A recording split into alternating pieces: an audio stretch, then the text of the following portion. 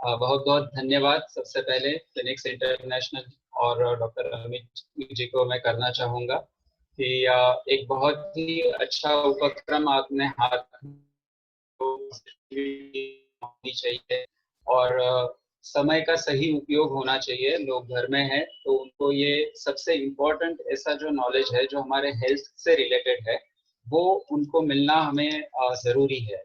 ये जब अच्छा अभी तक की हमारी जो लाइफ थी हम काफी इसमें बिजी रहते हैं, तो खुद की हेल्थ के बारे में समय देने के लिए, उसके बारे में जानकारी मिलने के लिए हमें समय इतना नहीं दे पाते।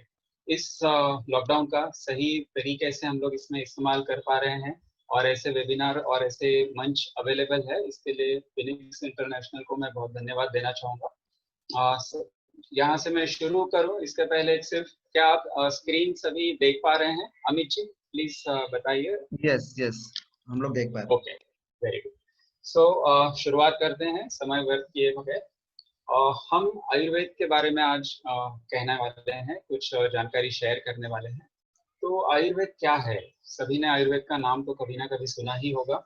आयुर्वेद ये है ट्रेडिशनल इंडियन मेडिसिन है, यानी ऐसी एक चिकित्सा पद्धति जो हमारे भारतवर्ष में जिसका उत्पत्ति हुई और उसके बाद उसमें हजारों वर्ष उसके ऊपर रिसर्च हो रहा था, अनुसंधान हो रहा था, और ये होते होते अभी भी हमारे पास ये आयुर्वेद का जो है मिल चुका है।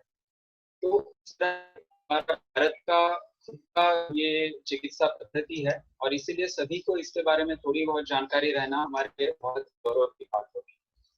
तो जैसे मैंने कहा कि ये हजारों सालों पहले से चला आ रहा है। प्रश्न ये आता है कि ये हजारों सालों पुराना अगर साइंस है तो अभी की जिंदगी में हमें मदद कैसे कर सकता है? सही में उसका फायदा अभी भी ले सकता है? अभी भी वो क्या प्रैक्टिकल है? बहुत लोगों की एक क्वेश्चंस रहते हैं कि अभी भी हम लोग आयुर्वेद की जो जो नियम बताए हैं उसको क्या हम प्रैक्टिकली फॉलो कर सकते हैं? तो उसी को लोगों की तरफ पहुंचाने का हमारा ये प्रयास है। आयुर्वेद का जो ज्ञान दिया है, उसमें जो नॉलेज दिया है, वो अभी भी उतना ही रिलेवेंट है। उसके कुछ कारण हैं। कारण ये है कि ये जो चीजें दी बताई है उसमें, ये सबसे लॉजिकल है। आप बुद्धि के स्तर पे भी इसको समझ सकते हैं। ऐसा नहीं कि सिर्फ ऋषि मुनियों ने बताया, हमारा एंशिएंट नॉलेज है इसलिए हमें फॉलो करना है, ऐसी बात नहीं है। हम लोग जो इसके मूल को समझे, इसके बेसिक प्रिंसिपल्स को समझते हैं, तो ये बहुत आसान हो जाता है उसको आत्मसात करने के लिए। दूसरा, ये बहुत ही साइंटिफिक है। जो ऋषि मुनि थे वो उस समय के साइंटिस्ट थे। उन लोगों ने तपश्चर्या करते थे, उन लोग अनुसंधान करते थे, रिसर्च करते थे, और फिर सिर्फ लोगों की भलाई के लिए, लोगों के हित के लिए वो ये चीजों इस नॉलेज उन्होंने लोगों के साथ शेयर करने लगा था। उनकी कोई फार्मास्यूटिकल कंपनी नहीं थी, उनके कोई दवाखाने नहीं थे, सिर्फ लोगों का भला हो, सिर्फ परमार्थ के लिए उन्होंने ये चीज की गई थी। और इस पर बार बार रिसर्च होते रहा है। पहले के जमाने भी हो रहा था, आज भी मेडिकल आयुर्वेदिक इंस्टीट्यूट्स हैं, सभी जगह पर इसके ऊपर अनुसंधान हो रहा है। इसमें से नई नई चीजें ढूंढी जा रही है। आज कोविड का पैंडेमिक चल रहा है तो इसके ऊपर भी काफी जगह पर आयुर्वेदिक औषधियों का इस्तेमाल कर करके कितना फायदा हो सकता है ये जांचा जा रहा है। तीसरी बात, आयुर्वेदिक नॉलेज ये टाइमलेस है, शाश्वत है। क्यों शाश्वत है? क्योंकि आयुर्वेद का ये जो नॉलेज है वो नेचर के क्लॉक के ऊपर बेस्ड है। निसर्ग के नियम, कुदरत के कानून, जिस तरह से जब से सृष्टि उत्पन्न हुई है तभी से अभी तक सूरज पूरब में उगम हो रहा है, पश्चिम में उसका अस्त हो रहा है, दिन हो रहा है, रात हो रहा है, बारिश हो रही है, ठंडी है, गर्मी है। तो ये सारा साइकिल इसी तरह से कुछ नियमों से चल रहा है। जिसका भी जन्म हो रहा है उसका मृत्यु हो रहा है। अगर ठीक ठाक खाना पीना नहीं हुआ तो बीमारी हो रही है, औषधि ली तो बीमारी ठीक हो रही है। यानी ये टाइमलेस है, इसमें कोई चेंज नहीं हो रहा है। आयुर्वेद का नॉलेज इन्हीं नैसर्गिक नियमों से ऊपर, इन्हीं कुदरत के कानून के ऊपर बेस्ड है। और इसलिए उसका अभी के जिंदगी में, जिस जिंदगी में हम लोग घड़ी के कांटे के साथ हमारी रेस चालू है, दिन भर हम लोग भाग रहे हैं, कुछ ना कुछ करने के लिए मेहनत कर रहे हैं, तो ऐसा करते समय भी हमारे आसपास का जो नेचर है वो बदला नहीं है। हम अभी भी मनुष्य के जैसे ही हमारा जन्म हो रहा है, वैसे ही हम धीरे धीरे आगे हमारी वृद्धि हो रही है, एजिंग प्रोसेस हो रहा है। तो ये सारी जो प्रोसेसेस हैं वो निसर्ग के नियमों को किस पकड़ के हो रही है, उसके साथ हो रही है। आयुर्वेद का नॉलेज जो उसके जो नियम बताए हैं वो इन निसर्ग के नियमों को पकड़ के है, और इसीलिए वो शाश्वत है। जब तक ये सृष्टि रहेगी तब तक ये नॉलेज हम लोग हेल्पफुल रहेगा। इसीलिए 4-5 हजार साल पहले जो आयुर्वेद के नॉलेज की अनुसंधान हुआ था, वहाँ तभी उस समय के जो ऋषि मुनि थे उन्होंने इसको ढूंढा था, और उसको लोगों में, उनके शिष्यों में, स्टूडेंट्स में ये वो बांटा था। उस समय का नॉलेज आज इतने हजार साल के बाद भी, गला खराब होता है तो हम हल्दी का इस्तेमाल करते हैं, पेट में दर्द हो रहा है तो अजवाइन का उपयोग हो रहा है। तो ऐसा नहीं हो रहा है कि ये हल्दी से अभी गला ठीक नहीं हो रहा है, जैसे एंटीबायोटिक्स के साथ होता है अक्सर कि एक generation, second generation, third generation, fifth generation तक एंटीबायोटिक्स की जरूरत पड़ती है, क्योंकि उसके साथ ये जो मेडिसिन है उनकी आदत इन बैक्टीरिया वायरस को हो जाती है। आयुर्वेद की जो दवाइयां हैं वो बैक्टीरिया या वायरस किल करने के ऊपर काम नहीं करती, बल्कि वो शरीर की जो अंदर इम्यूनिटी है, जो रोग प्रतिकार शक्ति है, उसको बढ़ाने के लिए वो मेहनत करती है। और इसीलिए उन नियमों को पकड़ के चलते हैं तो वही हल्दी जो 5,000 साल पहले उपयोगी थी, आज भी उतनी ही हमारे लिए उपयोगी है। तो ये एक खासियत है आयुर्वेदिक मेडिसिनल सिस्टम का कि ये टाइम बाउंड नहीं है, किसी भी समय में इसका इस्तेमाल हम लोग कर सकते हैं। दूसरी इंपॉर्टेंट चीज ये हम लोग इंट्रोडक्शन क्यों ले रहे हैं, क्योंकि हम जिस साइंस को हम लोग फॉलो करने वाले हैं उसकी थोड़ी बहुत जानकारी, ये कैसे शुरुआत हुई, क्या हुआ, उसके एक आपको हिंट खाली उसकी दे दे। तो ये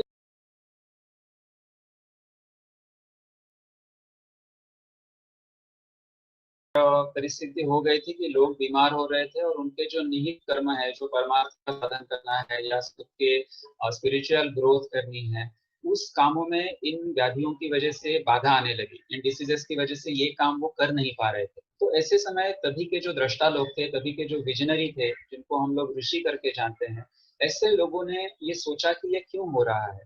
तो इस तरह से उनको पता चला कि ऐसे ऐसी कुछ बीमारियां हैं जिनके ये रीजंस हैं, और ये मेडिसिन से ये बीमारी ठीक हो सकती है। तो ये नॉलेज उन्होंने अपने स्टूडेंट्स को दिया, उसके ऊपर अनुसंधान करके उनके स्टूडेंट्स को बताया। उस समय में लेखन की कला भी नहीं थी। लेखन की कला लगभग आज से 3,000 3,500 साल पहले ही बनी जाती है। तो उस समय लेखन की कला नहीं थी, तो रिटर्न वर्ड कभी नहीं थे। वो सिर्फ श्रुत ज्ञान था, यानी एक गुरु है वो हम उनके शिष्यों को बताता था, शिष्य उसको समझते थे और याद करके उनके शिष्यों को बताते थे। इसी तरह से ये नॉलेज गुरु परंपरा से चलता आ रहा है, और यही नॉलेज उन शिष्यों के द्वारा कॉमन पब्लिक को भी बताया गया। इसीलिए आज भी हम लोग देखते हैं कि हमारे घर के जो दादी माँ है, नानी माँ है, तो कुछ नुस्खे होते हैं, कुछ ना कुछ घर में किसी को तकलीफ हो गई तो सबसे पहले वो बताएंगे भाई ये खड़ी शक्कर यूज करके देखो, ये रवीन का इस्तेमाल करो, पाउडर ले लो। तो ये जो दादी माँ के नुस्खे हैं, ये कहाँ से आए? तो इसी तरह से हर कॉमन जो आम जनता है उन्होंने इस आयुर्वेद को अपनी एक जीवन शैली बनाया। आयुर्वेद ये सिर्फ एक मेडिसिनल ट्रीटमेंट मेथोडोलॉजी नहीं है कि सिर्फ बीमार हुआ तो ही उसको ठीक करना है, ऐसा नहीं है, बल्कि ये जीवन पद्धति है। तो इसमें बहुत सारे चीजें आने वाली, हम लोग आगे के स्लाइड्स में देखेंगे कि इसको पूरी तरह से हमारी लाइफस्टाइल के साथ इसको जब आयुर्वेद को जोड़ा जाता है तो हमारा स्वास्थ्य बहुत ही अच्छे तरीके का रह सकता है, और बहुत ही दीर्घायु और सुखायु दोनों हमें मिल सकते हैं। इसमें दूसरा है योगदान कि आप देखेंगे तो जंगल में बहुत सारी ऐसी औषधियां हैं जो हर जगह पर जिसकी उपज नहीं होती, सिर्फ जंगलों में ही पाई जाती है। तो ये जो आदिवासी लोग हैं ये इन दवाइयों को अभी भी संभाल करके रखे हुए हैं, उसका जो यूज करने का तरीका है वो उन्होंने संभाल करके रखा है। उनके पास से डॉक्टर्स को, फार्मास्यूटिकल कंपनी को इसकी जानकारी होती है, और वो मेडिसिन का यूज हम लोग कर सकते हैं। तो इतने सारे लोगों का जब योगदान रहा है, तब ये आयुर्वेद इतने प्योर फॉर्म में अभी भी हमारे पास हमें उपलब्ध है। तो ये आयुर्वेद है क्या? आयुर्वेद के नाम से ही हम लोग देखते हैं कि आयु और वेद, तो दो शब्दों से वो बना है। आयु यानी हमारा जीवन, तो जो हमारी बर्थ से लेकर डेथ तक, जन्म होने से मृत्यु तक जो हमारा पूरा जर्नी है, जो प्रवास है, उसको आयु कहा जाता है। और इस आयु के बारे में जो पूरी जानकारी है उसको वेद कहते हैं। वेद का मतलब है समग्र जानकारी, पूरी इंफॉर्मेशन, पूरा नॉलेज इसके बारे में दिया जाता है, वो कनेक्टिवली आयुर्वेद ऐसा कहा जाता है। इस आयुर्वेद के दो अंग है। दो अंग इस तरह से, एक है जो प्रिवेंटिव एस्पेक्ट को ध्यान रखता है और दूसरा है वो क्यूरेटिव एस्पेक्ट को। प्रिवेंटिव यानी कोई बीमारी हो ही नहीं, कोई डिसीज में हो ही नहीं, इसके लिए डिसीज को प्रिवेंट करने के लिए जो जो करना चाहिए उसको कहा गया है स्वस्थ वृत्त, यानी स्वस्थ रहने के लिए चीजें करनी है वो। और आतुर वृत्त या फिर रुग्ण वृत्त, यानी अगर कोई बीमार हो गया तो उसको ट्रीटमेंट कैसे किया जाए, ये सेकंड पार्ट है। तो आयुर्वेद का प्रयोजन ही उन्होंने प्रयोजन के ऊपर से ही हमें पता चलता है कि इसकी कितनी बड़ी व्याप्ति है। आयुर्वेद के प्रयोजन यानी वो बताने का उद्देश्य उन्होंने बताया, स्वस्थ स्वास्थ्य रक्षणम आतुरस्य विकार प्रशमनम च, यानी जो स्वस्थ व्यक्ति है उसके स्वास्थ्य का रक्षण करना है और जो बीमार हो गया है उसकी बीमारी को दूर करना है। ये लिखते समय में भी सबसे पहले इंपॉर्टेंस उन्होंने किस चीज को दिया है, तो स्वस्थ पहले पर्सन बीमार हो ही नहीं, अगर बीमार होता है तो उसको आगे मेडिसिन देने की नौबत आएगी, पर अगर वो पहले ही सारे नियम को अच्छी तरह से समझ करके अगर उसको फॉलो करता है तो वो बीमार ही नहीं होगा। शायद ही कोई ऐसी मेडिसिनल मेथड होगी जिसमें स्वस्थ वृत्त के ऊपर इतना सारा स्ट्रेस दिया गया हो। सारे जो आयुर्वेदिक ग्रंथ हम लोग देखते हैं, जो ऋषि मुनि थे उन्होंने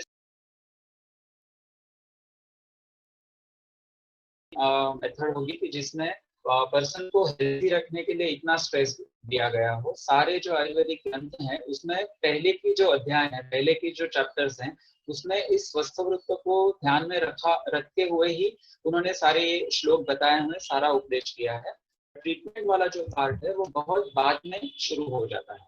तो ये स्वस्थ वृत्त और आतुर वृत्त, ये प्रमुख दो चीजें आई हुई है उसकी मेथोडोलॉजी के साथ जुड़ी हुई है।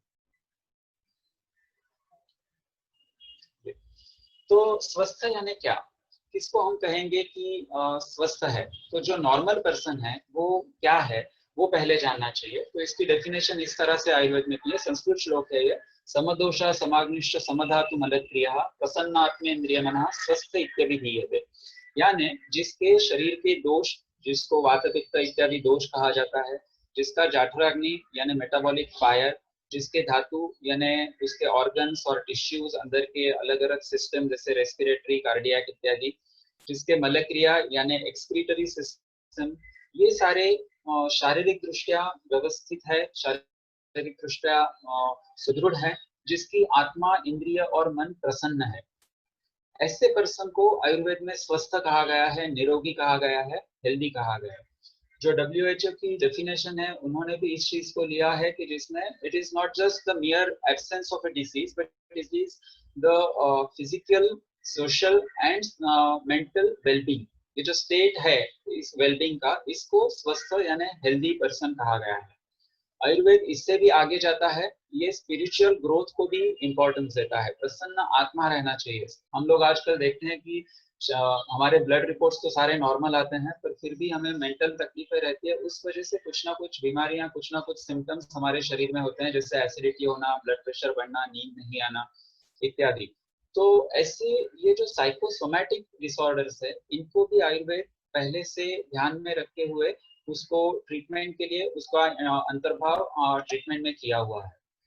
तो जब हम लोग डिसीज की बात करते हैं, स्वस्थता की बात करते हैं, और आज का जो प्राइम सब्जेक्ट है या सबसे ज्यादा कंसर्न की जो सब्जेक्ट है वो है हमारी इम्यूनिटी, यानी इम्यूनिटी यानी व्याधि का व्याधि क्षमत्व, इसको आयुर्वेद में कहा गया है। रोग प्रतिकार शक्ति हम लोग कॉमन इसमें कहते हैं। एक चीज खास आयुर्वेद में और भी है, व्याधि क्षमत्व को दो हिस्से से देखा जाता है, व्याधि बल विरोधित्व और व्याधि उत्पाद प्रतिबंधित्व। यानी व्याधि पहले उत्पन्न नहीं हो, व्याधि का जो बल है वो यानी व्याधि अगर हो गया तो वो ज्यादा सिम्टम्स नहीं आए, जैसे हम कोरोना की बात करते हैं तो ज्यादा जो सीवियर सिम्टम्स हैं वो शरीर में नहीं आए, सिर्फ फीवर आ गया, सिर्फ थोड़ी खांसी हो गई और 2-3 दिन में फीवर चला गया। तो इसका मतलब हमारे शरीर के इम्यूनिटी ने कोरोना के वायरस के साथ में अच्छी तरह से मुकाबला किया है और उसको परास्त किया है। दूसरी चीज व्याधि उत्पाद प्रतिबंधत्व, यानी व्याधि हमें हो ही नहीं। सबसे जरूरी है, हम लोग इतनी जो सैनिटाइजेशन, मास्क का लगाना और ये सारी चीजें करते हैं वो इसलिए करते हैं ताकि हमें कोविड जैसा कोई इन्फेक्शन ही ना हो। तो आयुर्वेद में इन दोनों चीजों को बताया है, ये दोनों से हमारा व्याधि क्षमत्व माना जाता है। मॉडर्न वाइज इम्यूनिटी देखा जाए तो दो टाइप की इम्यूनिटी रहती है। एक होती है इनेट इम्यूनिटी, जो हमारे जन्म से हमारे हर सेल में, हर ऑर्गन में जन्म से ही ये इम्यूनिटी रहती है, जिस वजह से कोई भी यहाँ वहाँ का वायरस हमें कोई तकलीफ नहीं कर सकता। तो जन्मजात हमारी एक रोग प्रतिकार शक्ति रहती है। दूसरी होती है जो एक्वायर्ड, जैसे जैसे हम बड़े होने लगते हैं हमारे पास ये इम्यूनिटी धीरे धीरे डेवलप होने लगती है। इसमें भी दो टाइप होती है। एक जो है वो एक्टिव है, कि जिसमें एक बार कोई बीमारी हो गई तो एंटीबॉडीज शरीर में तैयार हो जाते हैं, तो दोबारा वो बीमारी नहीं होती, तो उस बीमारी के लिए हमारी इम्यूनिटी बन गई। या फिर हम लोग उसका वैक्सीन ले लेते हैं और वो वैक्सीन लेने की वजह से उस बीमारी के लिए इम्यूनिटी आ जाती है। दूसरा टाइप रहता है जो पैसिव इम्यूनिटी है, कि जैसे मदर के पास से हमें एंटीबॉडीज मिलते हैं और उसकी वजह से कुछ डिसीजों से छोटा बच्चा भी पहले से ही सुरक्षित रहता है, क्योंकि माँ के पास से उसे एंटीबॉडीज मिले हुए हैं। और कुछ चीजें ऐसी है कि जिसमें कुछ मेडिसिन जैसे इम्यूनोग्लोबुलिन इत्यादि हम लोग लेते हैं और उससे हमारी इम्यूनिटी बनती रहती है। एलोपैथी में या मॉडर्न साइंस में इस तरह से ये इम्यूनिटी कही जाती है। आयुर्वेद में जैसे देखा कि व्याधि नहीं हो और व्याधि हो तो बहुत कम सिम्टम वाला हो, इस तरह से इम्यूनिटी काम करता है। तो ये जो स्वस्थ वृत्त है, यानी हेल्दी रहने के लिए जो चीजें हैं, डिसीज को जो प्रिवेंट करने की चीजें हैं, ये कुछ तीन चार चीजों के ऊपर बेस्ड है। कौन से मुद्दे हैं? तो इसमें सबसे पहला है आहार, यानी जो हमारा डाइट है। जो भी अंदर हमारी चीजें बनती है, हमारे शारीरिक दोष बनना, शरीर के अंदर धातु यानी ऑर्गन्स बनना, ब्लड बनना, ये सारी चीजें जो आहार हम लोग ले रहे हैं उससे बनता है। तो हमारा आहार एक इम्पोर्टेंट फैक्टर है जो हमें स्वस्थ रखता है। दूसरा है हमारा विहार, यानी हमारी लाइफस्टाइल। हम लोग किस तरह से एक्सरसाइज करते हैं, हम लोग कितना चलते हैं, कितना भागदौड़ करते हैं, हमारी नींद कैसे लेते हैं, ये सारी जो चीजें हैं वो हमारे लाइफस्टाइल में, यानी इसको विहार करके कहा गया है। तीसरी चीज है जो है आचार, यानी हमारा आचरण कैसा है। हमने देखा कि हेल्दी पर्सन की जो व्याख्या है उसमें सोशल और स्पिरिचुअल हेल्थ को भी इम्पोर्टेंस दिया है। तो हमारा आचरण कैसा है, दूसरे लोगों के साथ, समाज के साथ हम किस तरह से रह रहे हैं, उसके ऊपर से हमारा स्वास्थ्य डिपेंडेंट रहता है, उसके ऊपर से वो निहित होता रहता है। तो ये आचरण को भी इतना ही इम्पोर्टेंस है। और आयुर्वेद में एक पूरा चैप्टर इसके लिए दिया है कि हमारा आचरण कैसा होना चाहिए। जो जो चीजें आजकल हमें बताई जाती है कि सर्दी खांसी होते वक्त, खांसते वक्त ऊपर रुमाल रखे या मास्क पहना रखे या यहाँ वहाँ थूके नहीं, तो ये जो सोशल एटिकेट्स हैं, ये आयुर्वेद में आचार रसायन करके एक टॉपिक है, वहां पर बताया कि हमारा आचरण कैसा होना चाहिए। और सबसे लास्ट में जो है रसायन, रसायन का मतलब है लॉन्जेविटी के लिए, हमारे दीर्घायुष्य के लिए कुछ ऐसी मेडिसिन हैं, कुछ ऐसी आहार्य द्रव्य हैं जिनको हम लोग अगर रेगुलरली लेते रहते हैं तो हमारी ये इम्यूनिटी बिल्टअप होते जाती है। तो ये ऐसी औषधियां हैं कि जिसकी वजह से एक टॉनिक के जैसे काम करता है, हमारे शरीर में रिजुवेनेशन का काम करता है, रीजनरेशन का काम करता है, और साथ साथ में ही हमारी जो डिफेंस मैकेनिज्म है उसको वो बल देता है, उसको वो मजबूत बनाते जाता है। तो ये सबसे पहला जो टॉपिक है वो आहार के बारे में देखेंगे, जो न्यूट्रिशन। हम लोग आजकल बहुत चीजें चल रही है कि मोरिंगा है ये अच्छा है, एलोवेरा अच्छा है, तो ये सारे न्यूट्रिशियस चीजें हैं। बहुत सारे सप्लीमेंट्स है, कोई ब्राह्मी खाओ कहता है, कोई अश्वगंधा खाओ कहता है।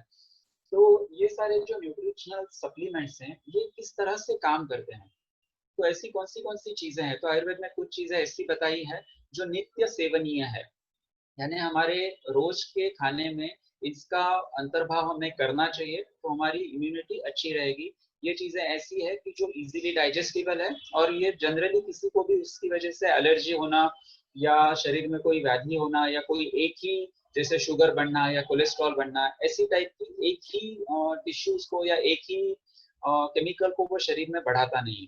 तो ओवरऑल सभी के लिए ये इजीली एक्सेप्टेबल है, यानी साथ में है। कुछ चीजें ऐसी बताई है जो हमने हमेशा नहीं लेनी है, इसको विरुद्ध आहार कहा जाता है, ये एक आयुर्वेद की स्पेशलिटी है। जैसे कुछ चीजें ऐसी है कि जिनको मिक्स करके हमने एक साथ नहीं खाना चाहिए, अगर इस तरह से हम लोग खाते हैं तो अंदर जाने के बाद वो शरीर के ऊपर हार्मफुल इफेक्ट्स दिखाता है।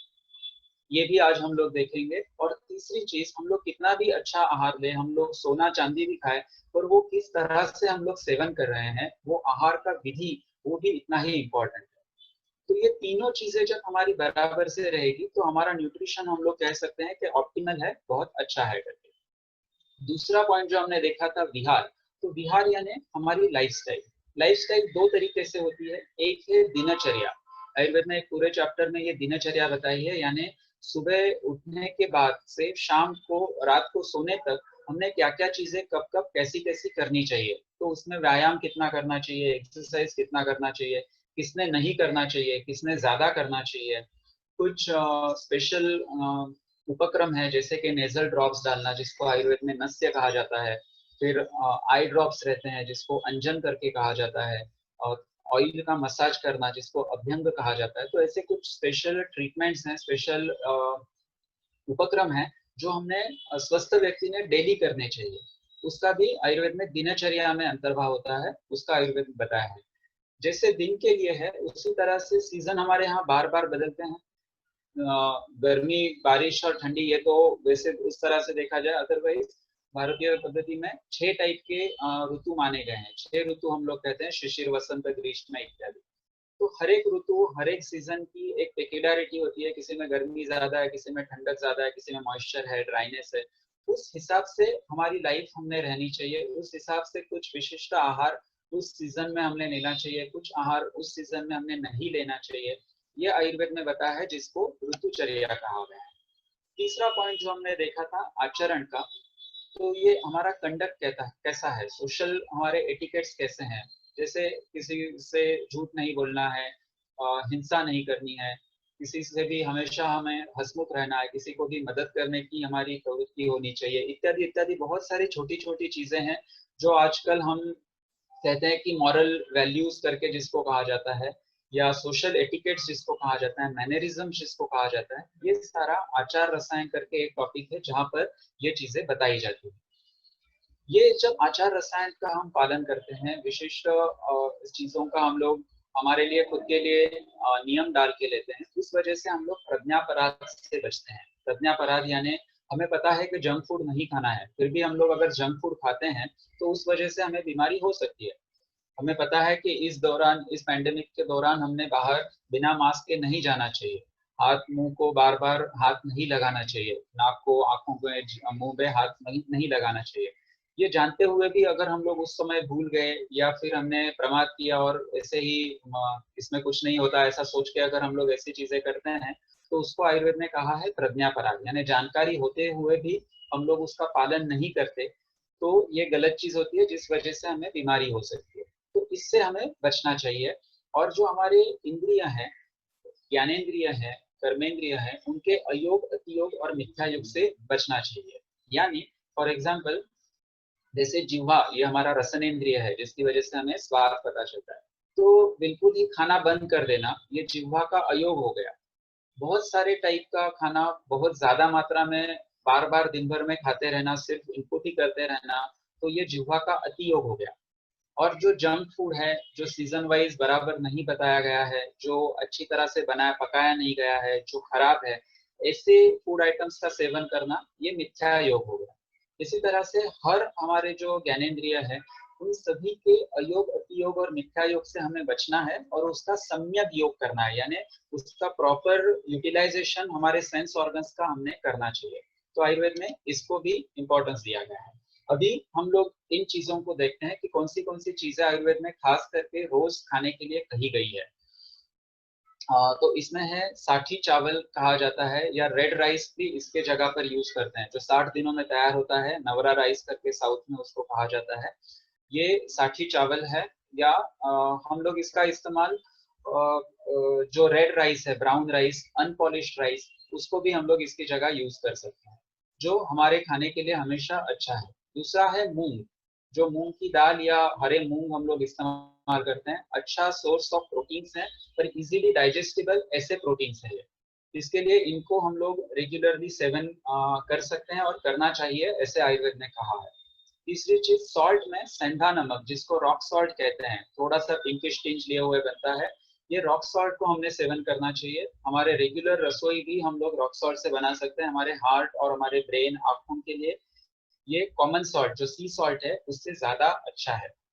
फिर फ्रूट्स में एक आंवला है, सभी लोगों ने आंवले के बारे में सुना ही होगा, विटामिन सी से रिच है जिसकी वजह से हमारी इम्यूनिटी अच्छी हो जाती है।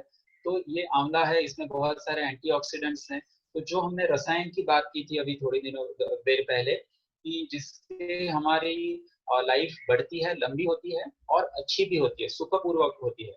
तो ये आंवला ऐसी चीज है जिसकी वजह से हम लोग इस तरह कर सकते हैं। तो अलग अलग फॉर्म में हम लोग आंवला यूज कर सकते हैं। जब हमें कच्चा मिलता है तो कच्चा, मतलब रॉ ताजा आंवला यूज कर सकते हैं। इसको सुखा करके मुरब्बा बना के, अचार बना करके, जूस बना करके, आंवला कैंडी बना करके पूरे साल भर हम लोग इसको यूज कर सकते हैं। तो हमारे खाने में रेगुलरली हफ्ते में 3-4 बार आंवला रहे तो अच्छा है। इसके बाद जव, ये एक धान्य बताया है जिसको बार्ली करके कहा जाता है, वो आयुर्वेद में नित्य सेवन के लिए अच्छा बताया है।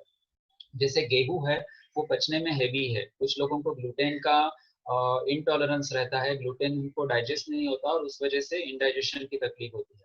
तो जव ऐसा है कि जो गेहूं से कंपेरेटिवली हल्का है, उससे सेटिस्फेक्शन भी मिलता है, भूख उससे शांत हो जाती है, पर वजन नहीं बढ़ता। तो ये जव ऐसी चीज है जो हम लोग ऑन एंड ऑफ हफ्ते में हमेशा लिया जा सकता है। पानी में सबसे अच्छा पानी आयुर्वेद में रेन वाटर, जो अगस्त महीने में हम लोग जमा करके रख सकते हैं, वो अंतरिक्ष जल, मतलब डायरेक्टली पानी नीचे गिरते हुए हमने वो लेना है अच्छे बर्तन में और उसको सेवन करना है। वो सबसे प्योरेस्ट वाटर कहा जाता है, जिसमें हमें कोई उबालने की और इत्यादि करने की जरूरत नहीं है। तो ये पानी जिसको भी पॉसिबल है, जिसका भी आंगन है थोड़ा, वहां पर वो कलेक्ट कर सकता है, उसको इस्तेमाल किया जा सकता है। और एक आइटम जो चीज बताई है वो है घी। गाय के दूध से बना हुआ जो घी है, वो हमारे सारे ऑर्गन्स को रसायन का काम करता है, यानी उसको पोषण देने का, बल देने का काम करता है। आज मॉडर्न जो साइंस है उसमें भी प्रूवन है कि जो घी में ओमेगा 3 फैटी एसिड्स रहते हैं, जो हमारे हार्ट में कोरोनरी आर्टरीज में ब्लॉकेज होने से बचाते हैं। अलग अलग वेस्कुलर डिसीजेस जैसे पैरालिटिक स्ट्रोक आना वगैरह, उससे हम ये घी की वजह से रक्षण हो जाता है और हमारे जो न्यूरॉन्स हैं उसकी लाइफ बढ़ती है। इसके बाद आयुर्वेद ने 2 फल बताया, एक है मुनक्का और एक है दाडम, अनार। तो मुनक्का यानी काली द्राक्ष, सूखी काली द्राक्ष, इससे हीमोग्लोबिन बढ़ाने के लिए मदद होती है, उससे पेट साफ होने में मदद होती है और शरीर में ठंडक कर देता है, इसके लिए ये अच्छा है। अनार जो है, उसकी वजह से अगर लूज मोशन की टेंडेंसी किसी को है तो उसको मोशन बनते होने लगता है, उसका न्यूट्रिशन शरीर में बना हुआ रहता है, इससे भी हीमोग्लोबिन बढ़ता है। ये दोनों भी फ्रूट्स जो है वो हार्ट की हेल्थ के लिए अच्छे हैं। तो ऑन एंड ऑफ जब भी ये सीजन रहेगा तभी हमने उसको आहार में जरूर देना चाहिए। सब्जियों में परवल करके एक सब्जी है जो पॉइंटेड गर्ड रहता है, वो आयुर्वेद में सबसे अच्छी बताई है, तीनों दोषों को वो बैलेंस रखने में मदद करती है।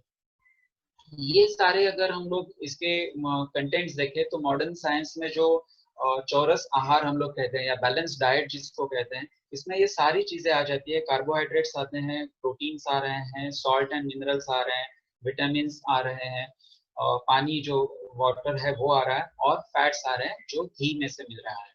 तो इस तरह से पूरा बैलेंस डाइट हमारा जब हो जाता है, जो इन चीजों का हम लोग रेगुलरली इस्तेमाल हमारे खाने में रहे तो ये हमेशा करना चाहिए। सबसे लास्ट में त्रिफला करके एक चीज है, जिसमें आवड़ा आवड़ा हिरडा और बहड़ा, ये 3 फलों से ये बनता है। त्रिफला भी रसायन का कर्म करता है, यानी हमारी लॉन्जेविटी को बढ़ाता है, हमारा कोष्ठ की शुद्धि करता है, यानी जो टॉक्सिन्स है शरीर में से उसको बाहर निकालने में मदद करता है।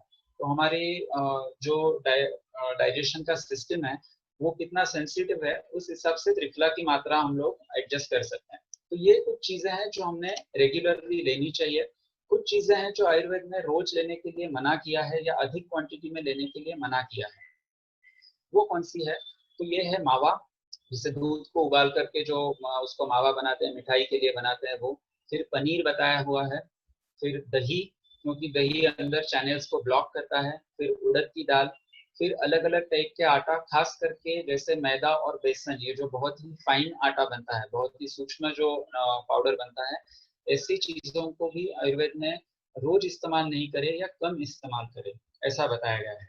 आज हम लोग जानते हैं कि आटा अधिक यूज करने की वजह से शुगर जैसी बीमारी ठीक नहीं होती या ज्यादा होती है, इसकी वजह से ओबेसिटी बढ़ती है। तो आयुर्वेद में हजारों सालों पहले ही उन्होंने कहा था कि आटा का इस्तेमाल बहुत ज्यादा हमने नहीं करना चाहिए। न्यू ग्रेन्स, यानी जो अभी अभी खेत में से निकला है, ऐसा जो नया धान्य है वो हमने यूज नहीं करना है। 1 साल पुराना धान्य हमें यूज करे तो इजीली डाइजेस्टिबल होता है, उसकी वजह से कोलेस्ट्रॉल, शुगर इत्यादि नहीं बढ़ता। ड्राइड वेजिटेबल्स तो आजकल कम यूज होते हैं, सभी जगह वेजिटेबल्स आजकल अवेलेबल है। पहले के जमाने में ये नहीं मिलते थे, तो जब वेजिटेबल्स मिले उसको सुखाया जाता था और पूरे साल में उसको यूज किया जाता था। आज भी राजस्थान जैसी जगह पर ये पद्धति है, तो ड्राइड वेजिटेबल्स का भी कम इस्तेमाल करें।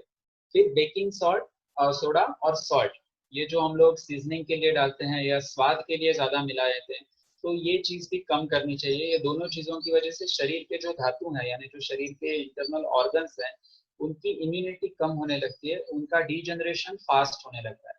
तो ये कुछ चीजें हैं जो हमने हमेशा नहीं लेनी चाहिए, अगर लेते हैं तो कम क्वांटिटी में लें। तीसरी चीज, हमारा आहार का विधि कैसा होना चाहिए, किस तरह से हमने खाना लेना चाहिए। तो एक श्लोक में बहुत अच्छी तरह से उन्होंने बताया कि हमारा खाना उष्ण होना चाहिए, यानी ताज़ा होना चाहिए, फ्रेशली प्रिपेयर्ड होना चाहिए, और हो सके तो गर्म होना चाहिए। मतलब अभी बनाया है और थोड़ी देर के बाद हम लोग सेवन करें तो सबसे ताज़ा है, जब उसमें कोई भी बैक्टीरिया या फंगस की ग्रोथ नहीं हुई है, कोई भी बाहर से एंटीजन उसमें नहीं गया है, ऐसा ताज़ा फूड हमने लेना चाहिए। स्निग्ध होना चाहिए, यानी थोड़ा सा उसमें फैट्स, घी या तेल उसमें जरूर रहना चाहिए, पूरा ड्राई नहीं होना चाहिए। हमारे जो डाइजेस्टिव एंजाइम्स हैं या हार्मोन्स हैं, वो मैक्सिमम फैट बेस्ड है, यानी फैट्स में डिसॉल्व होने वाले, लिपिड सोल्यूबल ऐसे हो।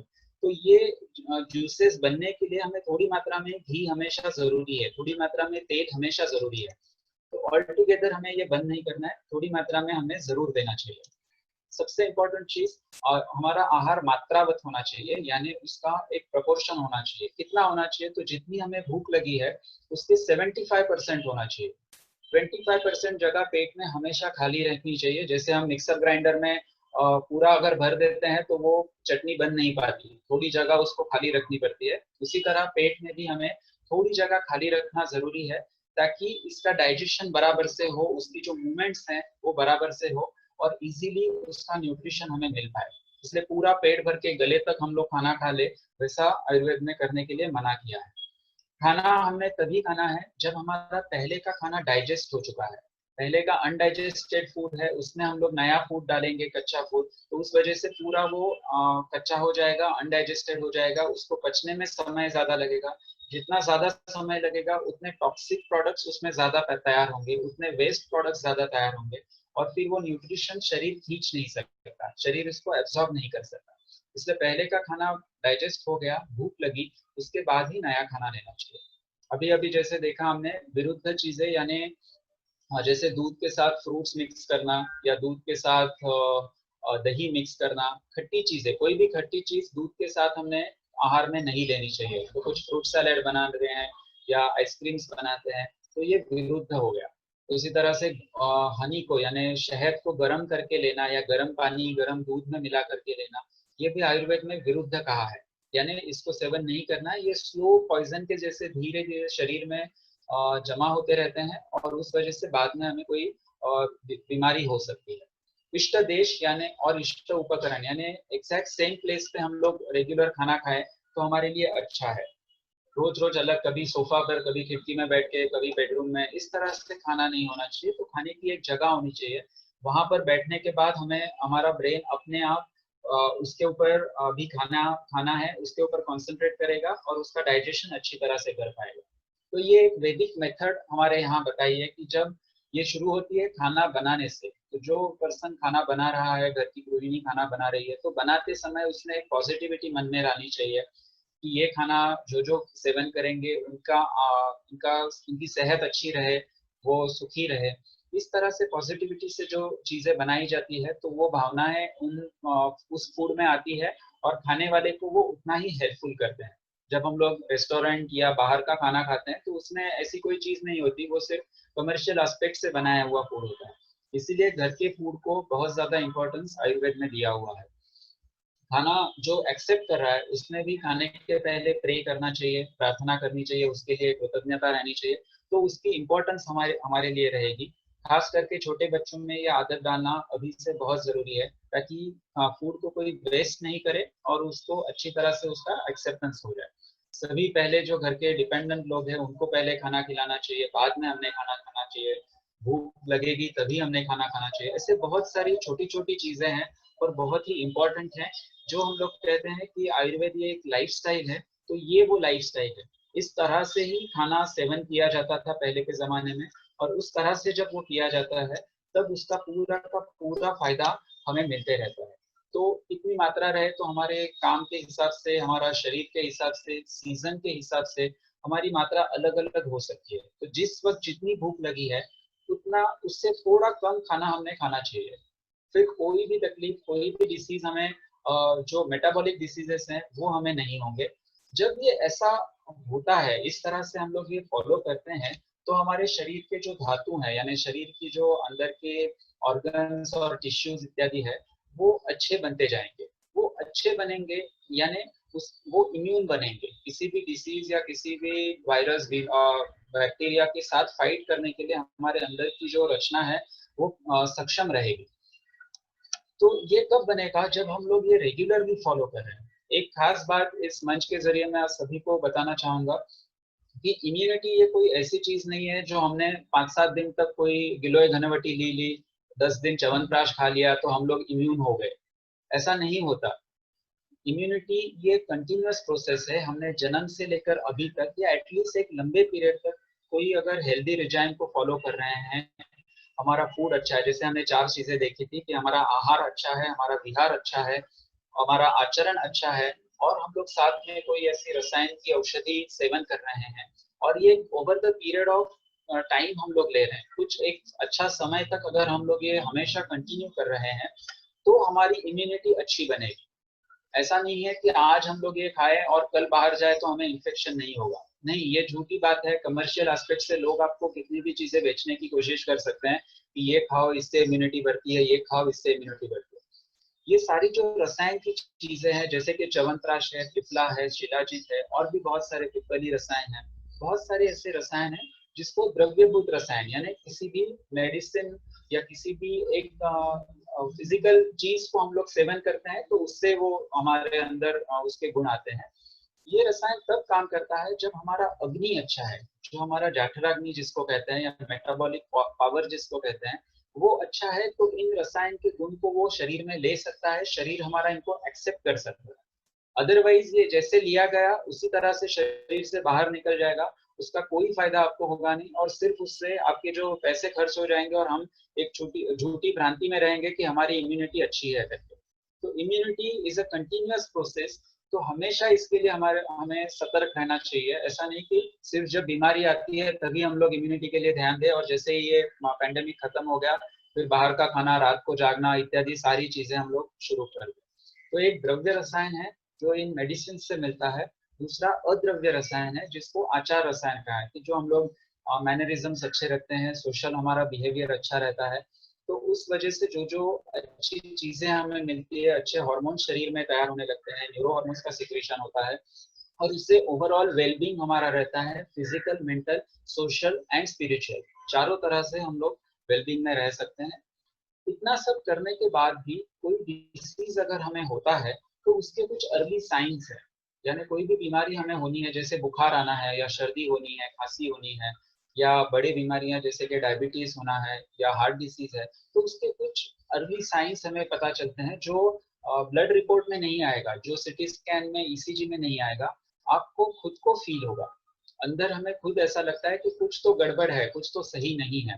तो ये कहाँ कहाँ पे मिलता है, जैसे सबसे पहली चीज है अग्नि, यानी हमारा जो एपेटाइट है वो बिगड़ जाता है। बहुत बार आपने मार्क किया होगा कि जब बुखार आता है उसके 1-2 दिन पहले हमारी भूख अचानक से कम हो जाती है, खाने का स्वाद अच्छा नहीं लगता, और 1-2 दिन बाद बुखार हो जाता है, या फिर सर्दी खांसी हो जाती है।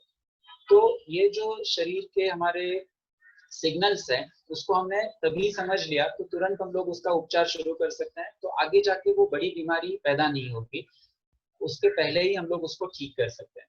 उसी तरह से दूसरा है कि जब भी कुछ पेट में गड़बड़ी हो जाती है तो हमारा कोष्ठ, यानी जो मोशन की बावेल हैबिट्स हमारी है, वो बिगड़ जाता है। तो जैसे लूज मोशन होने लगा, स्टिकी मोशन होने लगा, या सडनली कॉन्स्टिपेशन होने लगा, इस तरीके के सिम्टम्स हमें देखने मिलते हैं। जब ये सिम्टम्स देखते हैं तो समझना चाहिए कि अंदर कुछ गड़बड़ हो रही है, अभी जागना है, तुरंत हमारा फूड को हमने देखना है किस तरह से खा रहे हैं, उसमें कोई हेवी चीज नहीं है ना, बहुत भारी नहीं है ना, कुछ खराब ऐसे सड़ी हुई चीज या ऐसे खराब हो गई है, अच्छी क्वालिटी, खराब क्वालिटी की कोई चीज तो नहीं है ना, उसके ऊपर ध्यान देना चाहिए। तीसरी चीज है हमारी निद्रा। हमारी नींद जो है अदरवाइज जो 6-7 घंटे की साउंड स्लीप रहती है, जब कोई बीमारी होनी है उसके पहले उसमें स्लीप में डिस्टरबेंस आ सकता है।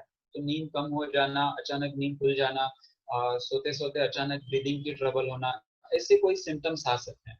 जब ऐसी कुछ चीजें हमें देखने मिलते हैं तो तुरंत हमें जागना चाहिए और फिर उसके लिए तुरंत डॉक्टर के पास जाकर या जो आपके वैद्य हैं उनके पास जाकर उनसे परामर्श करके कौन सी चीज उसमें ऐसी हो रही है उसकी प्रॉपर हिस्ट्री उनको देनी चाहिए। आपका आहार क्या है, आपकी लाइफस्टाइल क्या है, उसकी हिस्ट्री उनको देकर उसको पिन पॉइंट करके उसको ठीक करना है। जरूरत पड़े तो तभी कोई मेडिसिन अगर वो एडवाइस करते हैं तो मेडिसिन लेनी है।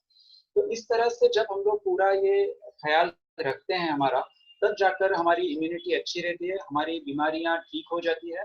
और इस वजह से जो आयुर्वेद का उद्देश्य है कि पहले हम बीमार ही नहीं पड़े, हमारे स्वास्थ्य का पहले रक्षण हो जाए, और उसके बाद अगर बाय चांस कोई बीमारी हो भी जाती है तो वो बहुत कम सिम्टम वाली हो, बहुत ज्यादा उससे शरीर की धातु बिगड़े नहीं, शरीर के कोई ऑर्गन का फेलियर नहीं हो, ऐसी बड़ी सिविरिटी तक वो पहुंचे ही नहीं, बहुत जल्दी उसको ठीक कर जा सके। इस तरह से हमारी व्याधि प्रतिकार क्षमता जो है वो अच्छी बन सकती है।